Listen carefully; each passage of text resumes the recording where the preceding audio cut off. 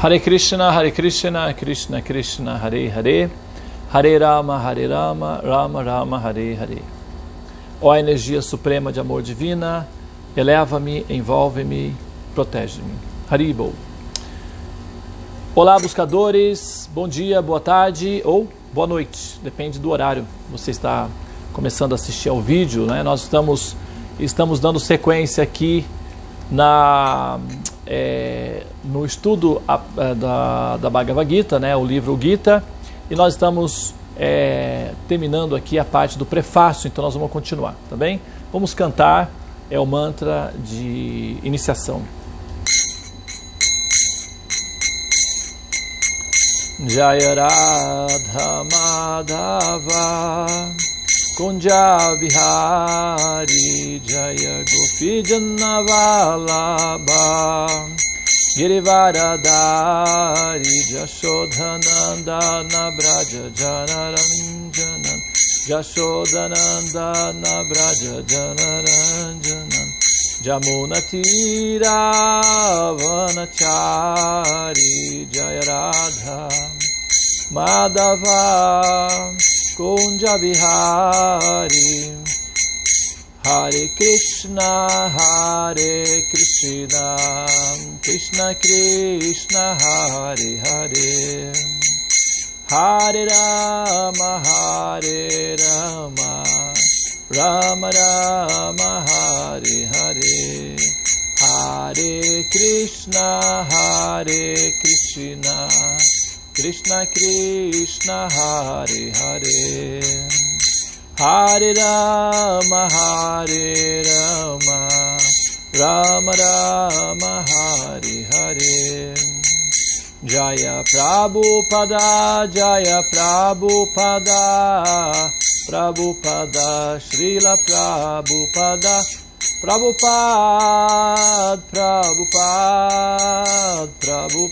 Jaya Prabhupada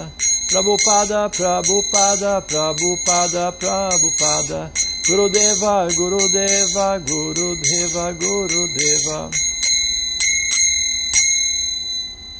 Srila Prabhupada Patita Pavana Ki Jai Gauranga Pramanandi Hari Hari Bo.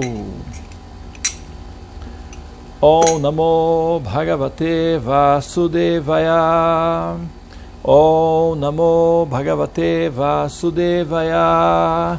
Om Namo Bhagavate Vasudevaya.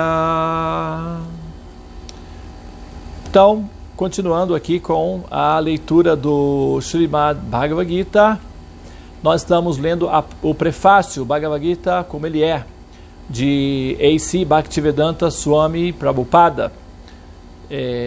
Vamos dar sequência aqui. Nós, na última gravação, no último vídeo, nós paramos em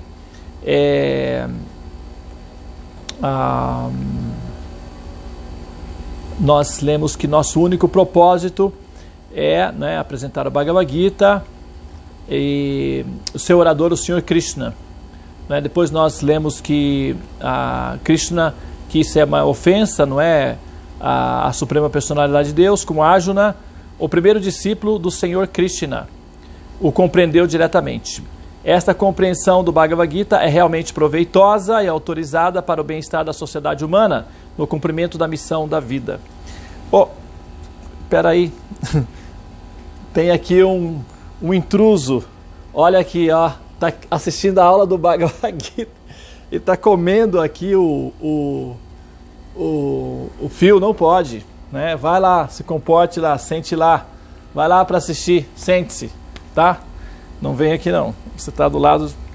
Ok, pessoal, desculpa aí a interrupção, né? Esse aqui é o Bhakta Batman, né? É o nosso protetor aqui, fica cuidando aqui para nós aqui. Às vezes ele atrapalha também, né? Como agora é o caso, mas tudo bem, ele é gente boa, vamos perdoá-lo, né? Então, olha só, então voltando aqui, né, depois dessa pequena distração, vamos continuar então a leitura, né? O movimento para a consciência de Krishna é essencial na sociedade humana, pois oferece a perfeição mais elevada da vida. Olha só, eu vou ler de novo, né, porque eu acho que vale a pena. O movimento para a consciência de Krishna é essencial na sociedade humana, pois oferece a perfeição mais elevada da vida. Quer dizer, na verdade eu li uma linha, né? É uma linha. Agora, veja bem, é uma afirmação relativamente ousada. Você tem que ter alguma... Porque falar é fácil, né? Qualquer um pode falar, não é? Tem pessoas que falam que, né, eu sou um ET encarnado, né? Primeiro você teria que provar que a carne é possível, primeiro, para que possa encarnar, né?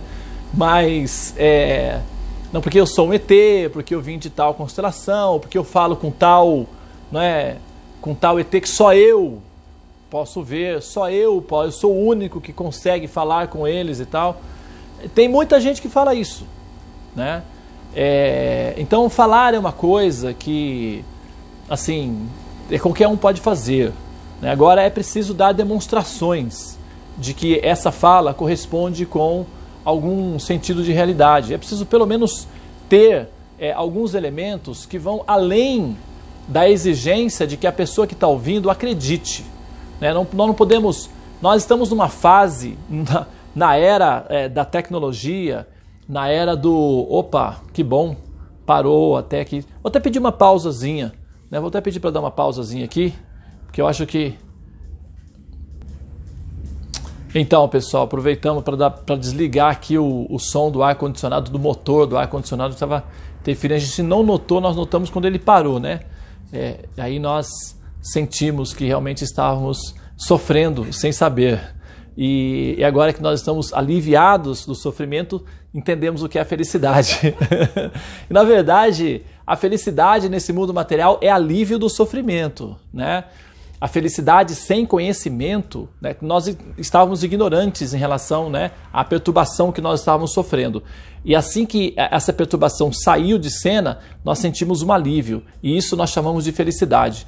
Então, no mundo material, felicidade baseado na ignorância, felicidade sem conhecimento, é apenas alívio do sofrimento. Então as pessoas ficam aliviadas dos seus sofrimentos e isso elas consideram como sendo felicidade. A verdadeira felicidade é Ananda, é a bem-aventurança, é a autorrealização, é a realização do eu, é a realização da alma, é a realização espiritual. Essa é a verdadeira felicidade. É uma felicidade acessível, ela é possível, porém é preciso acessá-la, né? E nós estamos fazendo isso daí passo a passo com a investigação dessas informações, que é aí uma pista bem consistente de como alcançar esse nível aí, que é aquilo que nós chamamos de Ananda, ou a felicidade, né? Bom, então, veja bem, olha só. Aqui, como eu estava dizendo, existem algumas afirmações, não é, que necessitam de uma certa correspondência para verificar se aquilo procede ou não. Por exemplo, o cosmologista, né, e astrônomo Carl Sagan, ele fez uma afirmação. Ele fez uma colocação, não é? Ele disse que afirmações grandiosas requer provas extraordinárias, né? Afirmações extraordinárias requer comprovações extraordinárias. Então aqui está uma afirmação extraordinária. É uma afirmação, de certa forma, ousada. Olha só, o movimento para a consciência de Krishna é essencial, né? Ele está colocando aqui que ele não é uma contribuição importante para a sociedade humana. Ele está dizendo que é essencial. Agora, né, por quê? Porque oferece a perfeição mais elevada da vida. Quer dizer, o que seria a perfeição mais elevada da vida, né? Então, a proposta aqui é que o movimento para a consciência de Krishna está oferecendo à pessoa a perfeição mais elevada da vida. Bom, isso... relativamente não, isso é objetivamente uma afirmação extraordinária, é uma afirmação ousada. E aí, é claro, é preciso que haja um recurso que justifique essa afirmação. É exatamente essa proposta desse estudo que nós estamos fazendo do texto, que é o Bhagavad Gita.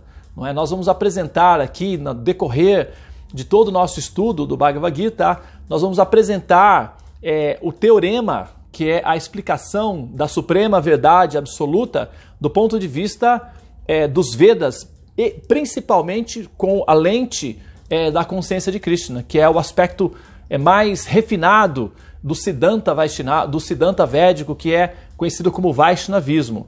Então nós vamos utilizar a lente Vaishnava para realçar esse aspecto fundamental dos textos védicos, que é levar o ser à perfeição mais elevada da vida. Evidentemente que primeiro é preciso que nós tenhamos uma noção do que seria a perfeição mais elevada da vida e comparar essa noção com as diferentes noções disponíveis sobre aquilo que seria o mais elevado na vida, para verificar se a solução apresentada pelo Bhagavad Gita corresponde àquilo que seria no senso comum e até também num senso mais refinado, aquilo que seria a meta mais elevada da vida. Porque, de repente, para um vendedor, a meta mais elevada da vida é ser o presidente da empresa, não é? Para um jogador de futebol é jogar na seleção brasileira. Para um político ascender ao Senado, quem sabe aí se tornar o presidente da República. Então, a meta mais elevada da vida vai depender muito do nível de capacidade cultural que aquelas pessoas têm, não é? Agora, dentre essas metas mais elevadas, não é, nós temos que verificar se essas metas, elas de fato correspondem a um valor universal daquilo que seria a meta mais elevada da vida humana, porque nós podemos pegar objetivos relativos, não é? E comparar com objetivos universais, que seriam objetivos que todos os seres humanos deveriam almejar, independentemente se é um jogador de futebol, se é um gari, se é um sacerdote, se é uma mulher, se é uma mãe de casa, se é uma atriz, enfim, se é uma pessoa, se é uma pessoa simplesmente comum, tanto faz, não é? Qual seria, então, uma meta que fosse comum a todos e que pudesse ser, então, identificada como a meta mais elevada da vida humana do ponto de vista absoluto, não do ponto de vista relativo, porque aí, né, enfim, a gente se perde na infinitude das divagações humanas. Nós temos que ter uma noção meio, assim, consistente, uma definição absoluta daquilo que seria a meta mais elevada da vida humana. E assim, sendo franco, já para trocar em miúdos, para encurtar a história, porque a gente vai falar sobre isso durante todo o processo do estudo do Bhagavad Gita, mas a meta mais elevada da vida humana é justamente reunir conhecimento suficiente para não ter que nascer mais na forma da vida humana. A primeira etapa, assim, do processo de entendimento do sentido da vida humana é compreender que viver na forma humana não é de todo favorável, ok? Nascer, crescer, envelhecer, adoecer e morrer não deve ser a meta de uma pessoa inteligente. Por mais que no meio desse caminho seja recheados de sucesso, né? Como, por exemplo, se tornar o presidente, um médico famoso, uma atriz reconhecida internacionalmente, está dentro do recheio, faz parte do recheio. É nascer, crescer, desenvolver subprodutos, envelhecer, adoecer eventualmente e morrer. Então, dentro desse pacote, digamos assim, entram aí as ilusões que nos fazem esquecer do resultado final dessa experiência. Então, do ponto de vista, sendo assim, claro, aqueles que são de fato inteligentes e entendem a consequência do processo de viver na forma humana, vai entender que esse mecanismo ele deve ter uma funcionalidade superior. Ele não pode ter uma funcionalidade meramente biológica, porque isso seria antinatural, né? Seria decadente, não haveria necessidade da evolução moral se a vida fosse meramente um efeito biológico. Então, assim, a forma da vida humana destina-se a elevar o ser ao nível de conhecimento em que ele não tenha mais que experimentar esse processo repetitivo, esmagador e redundante que é o ciclo do samsara, nascer, desenvolver subprodutos e morrer. Então, a meta da suprema inteligência humana é justamente sair desse processo. E nesse sentido, o Bhagavad Gita está completamente qualificado para dar condições para qualquer pessoa sincera, séria, honesta e inteligente, porque, claro, ela precisa estar com, pelo menos, né, no mínimo, ela precisa estar ali com a inteligência, não é, predisposta a assimilar tudo isso e claro, se esse objetivo for perseguido, certamente vai ser alcançado, porque o próprio Krishna, aqui em algum momento na Gita, ele faz a seguinte colocação: Teshan satata yuktanan bhajantan.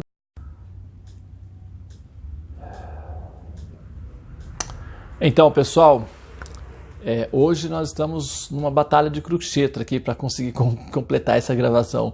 Mas nós estamos com Krishna, então vamos sair vitoriosos aí com certeza. Bom, eu estava mencionando, né, na parte de trás, quando cortou a gravação, eu mencionei um mantra, que na verdade é uma colocação que Sri Krishna faz para Arjuna, o seu discípulo e aprendiz, e ele diz o seguinte: Tesham satata yuktanan bhajantan priti purvakan nadhami buddhyogantan janamano payantite. Ele diz o seguinte: para aquelas pessoas que sinceramente tentam me compreender e que se ocupam em me servir com amor e devoção, eu dou a eles a inteligência pelo qual eles podem me compreender, pelo qual eles podem vir a mim. Dadhami, dou, né? Ami, eu, dadhami, dou. Então, dadhami, eu dou. Buddhi, Buda significa iluminação. E Buddhi é a raiz que que vem do termo inteligência. Então, Buddhi Yogan, a inteligência que une ao Supremo. Então, eu dou a inteligência.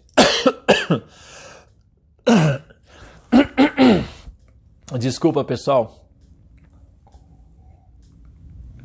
Como é a batalha de Kurukshetra, então tem muita poeira no ar. Dadami Buddhi Yogantam. Eu dou a inteligência pelo qual eles podem vir a mim, né? E veja bem, olha só. Quando nós pensamos dessa forma, mesmo que a pessoa ela não tenha assim total, digamos, aptidão, né, para o intelecto, mas se ela se ocupa em servir Krishna e ao mesmo tempo ouvindo os sábios, porque ela pode até não interagir diretamente, compreendendo diretamente, mas através dos sábios, pela compreensão dos sábios, ela pode vir eventualmente a compreender, não é, esse conhecimento, tá? Bom, então o Bhagavad Gita, né? Infelizmente, os argumentadores mundanos se aproveitam do Bhagavad Gita para incrementar suas propensões demoníacas e desencaminhar as pessoas quanto à compreensão correta dos princípios simples da vida, como eu havia dito. Então, nesse caso aqui, quando o Prabhupada coloca os comentadores demoníacos, é justamente porque um determinado tipo de conclusão a partir do conhecimento do Bhagavad Gita pode fazer com que a pessoa não compreenda, não seja capaz, eventualmente, de compreender realmente a pessoa Krishna, acabando por relativizar a pessoa Krishna. E no final das contas fica aquele rebu, não é? Que é conhecido como o Brahman impessoal. Tudo vira luz, tudo se transforma numa infinita ameba luminosa e pronto, acaba por aí. E isso é desanimador, na verdade, né? É meio deprimente você pensar em termos de que você tem que passa por todo esse esforço de autorrealização para finalmente virar nada, né? Ou virar apenas, sei lá, um aspecto de uma grande luminosidade inconsciente e inativa, inerte. Assim, é bem desanimador se esforçar para chegar a esse ponto, né? Então isso é o que acaba sendo, assim, pode-se dizer, no sentido demoníaco, porque esse desânimo, ele abate, não as pessoas que buscam o Supremo, e elas acabam então desanimando-se da meta final. E aí, claro, elas vão se ocupar nas atividades que são de propensão hedonistas. E o hedonismo é considerado demoníaco, é diferente de diabólico, tá? Demoníaco no sentido, inclusive, assim, uma curiosidade, né, em grego, tem a palavra eudaimonia, por exemplo, né, de daimon, que significa vindo dos deuses, né? Nós temos aqui essa palavra demoníaco, que significa para nós no sentido, né, de vindo dos demônios, né, assim, dos fundos, das profundezas, mas não é exatamente nesse sentido não, tá? É no sentido de que o conhecimento mal aplicado pode levar a pessoa ao desespero, à depressão, ao medo, à ansiedade, ao desânimo, à insatisfação, e a consequência disso é que ela vai acabar ficando inoperante. E isso é realmente demoníaco, num certo sentido, né? Bom, então, todo mundo deve saber como Deus, ou Krishna, é grande, e a posição verdadeira das entidades a posição verdadeira das entidades vivas. Então todo mundo deve saber ou como Krishna, a suprema personalidade de Deus, é grandiosa, e qual é a verdadeira posição da entidade viva em relação à pessoa Krishna. Todo mundo deve saber que uma entidade viva é eternamente um servo, e que se ela não serve a Krishna, tem que servir a ilusão, diferentes variedades dos 3 modos da natureza material, e desse modo tem que vagar perpetuamente dentro do ciclo de nascimentos e mortes. Mesmo o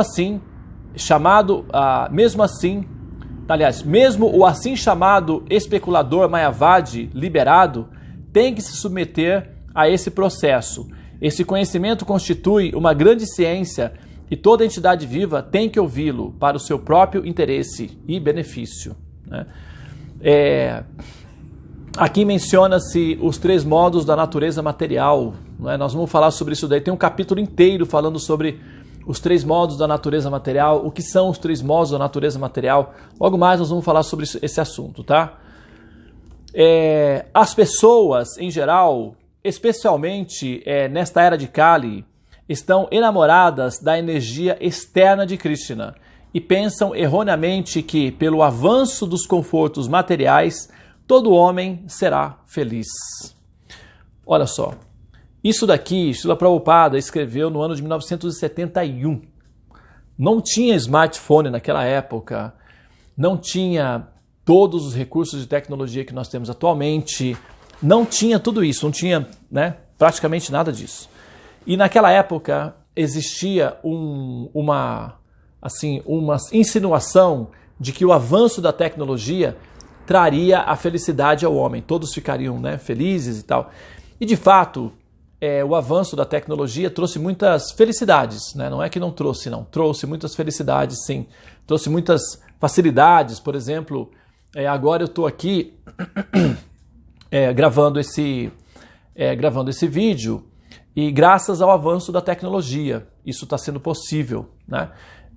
Então a tecnologia, o avanço da tecnologia é muito útil e produz felicidade. Agora, o avanço da tecnologia sem o conhecimento védico ou sem autorrealização se torna esmagador.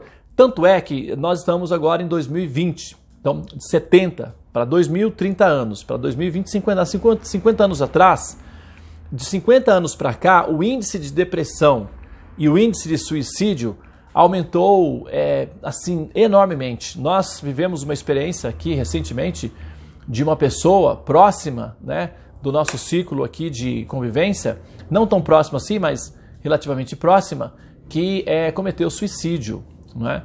Então, a cada 40 segundos, uma pessoa se suicida no mundo. Agora, enquanto nós gravamos essa aula, pelo menos umas 10 pessoas no mundo cometeram suicídio.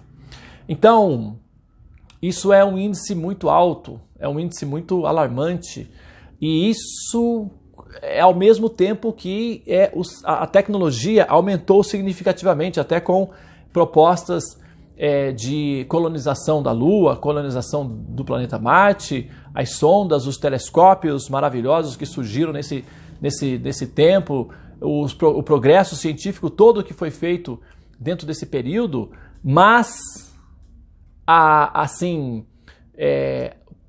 também a crescente decepção da ideia de Deus, né? Porque até então o que se tem como ideia de Deus é a ideia explicada dentro do contexto das religiões que são as religiões predominantes ou populares, digamos assim.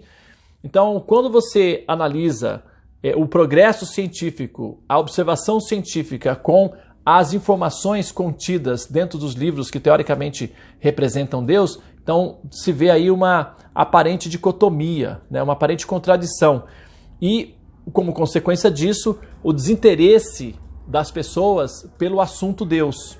Então, como existe uma defasagem entre metafísica e física, o resultado disso é um desânimo e uma crescente dedicação praticamente alucinada para os entretenimentos, que são os prazeres imediatos que a tecnologia produz ou oferece.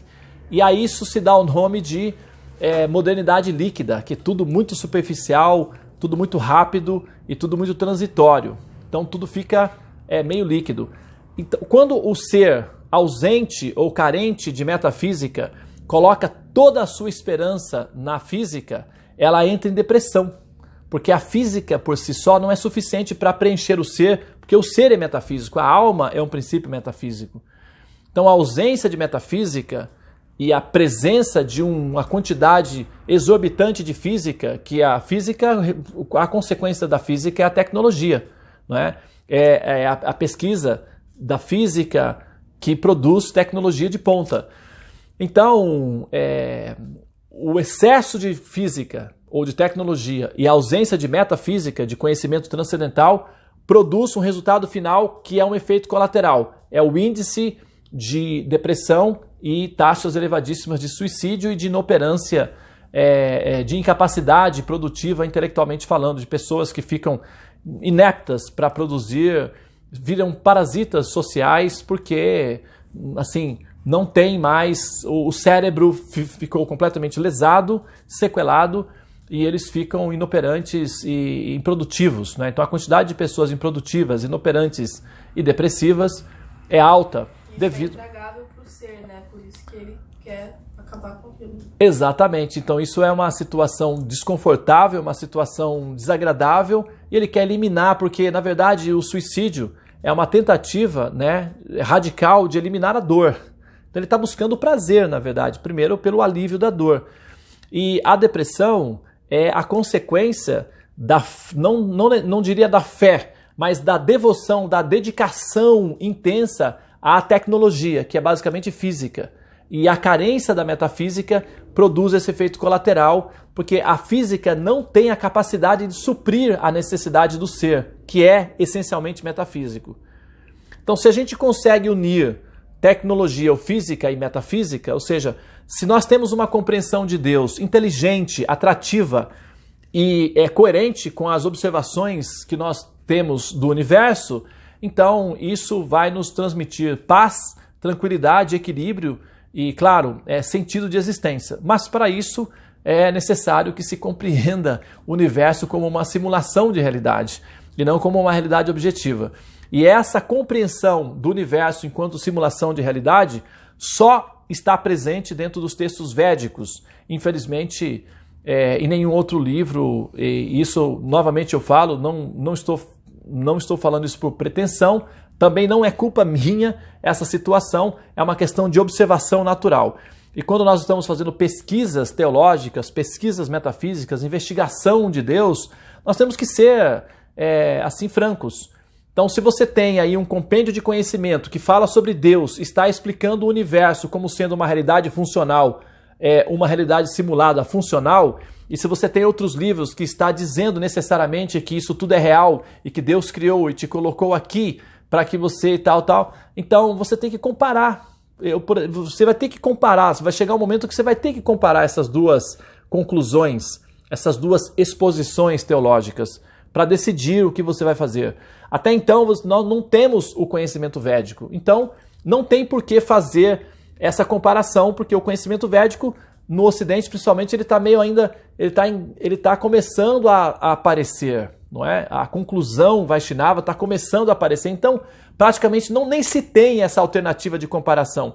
O que se tem é a explicação de Deus é essa, a explicação da ciência é essa, a ciência está gradualmente desbancando, assim, aparentemente, as explicações de Deus presentes nesses livros, então a comunidade fica assim, em estado de choque, porque o que está escrito nos livros está sendo gradualmente desmentido ou desbancado pela investigação científica.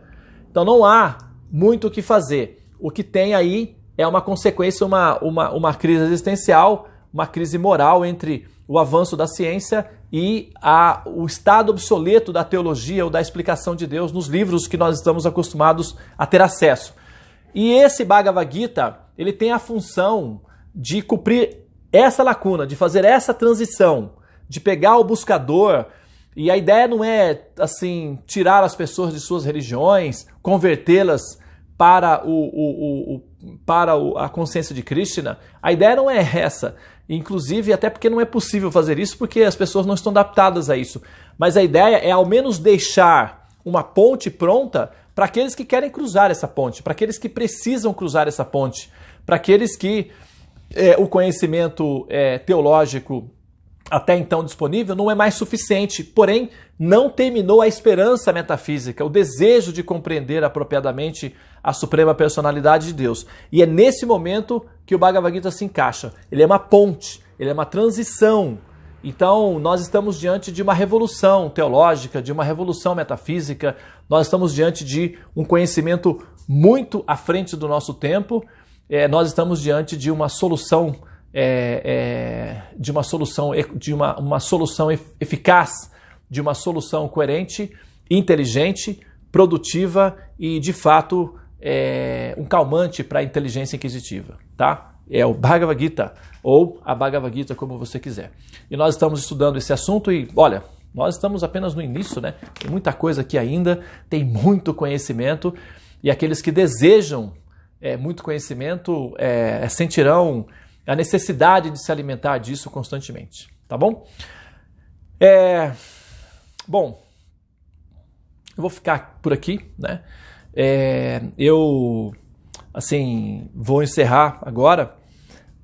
Nós tivemos alguns contratempos aí, mas eu gostaria de finalizar dizendo que isso é um fato, não é? Que eu estou mencionando, que a pessoa sente necessidade de se alimentar disso, que eu estou pesquisando esse assunto, estou estudando esse assunto, a teologia Vaishnava, a metafísica védica, há pelo menos 25 anos. E a sensação que dá é que, na verdade, faz falta. Nós sentimos falta, necessidade de se alimentar disso cada vez mais e mais, porque é o conhecimento que acalma a inteligência inquisitiva. Bhagavad Gita e o conhecimento védico. Então, nós estamos no lugar certo. Os buscadores do infinito é o lugar apropriado para aqueles que estão, de fato, querendo encontrar aquela ponte e fazer essa transição transcendental. Ok?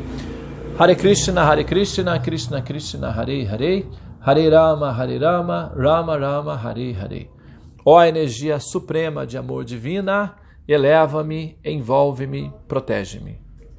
Haribol.